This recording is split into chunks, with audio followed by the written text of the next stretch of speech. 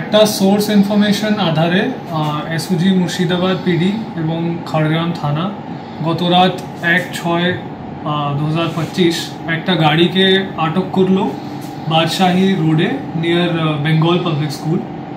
কারণ যে ইনফরমেশন ছিল আমার কাছে যে এই গাড়িটাতে কিছু নারকটিক সাবস্টেন্স ট্রান্সপোর্ট হচ্ছে।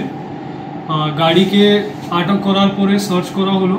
সার্চ করার সময় যে আমাদের পুলিশ টিম ছিল সেটা অ্যাপ্রক্সিমেটলি 63 কেজি গাঁজা ক্যানাবিস পেয়েছে, যার কোনো জাস্টিফিকেশন এই গাড়ির ড্রাইভারের কাছে ছিল না। On that basis seizure formalities করা হলো, তারপরে ড্রাইভারকে অ্যারেস্ট করা হলো। আর এই সম্পর্কে একটা এনডিপিএস অ্যাক্টে একটা কেস স্টার্ট করা হলো খড়গ্রাম থানাতে। আর যে ড্রাইভার আছে তার নাম বিশ্বজিৎ বিশ্বাস, ইনি হুগলির বাসিন্দা আছেন। ওনাকে এই কেসের সম্পর্কে অ্যারেস্ট করা হলো, তারপরে আজকে ওনাকে আমরা কোর্টে ফরওয়ার্ড করব।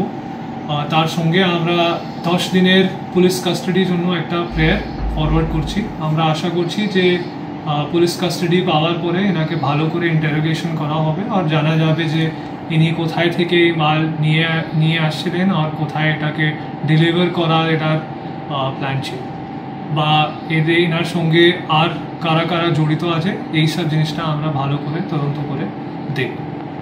বাংলা টুডে নাও।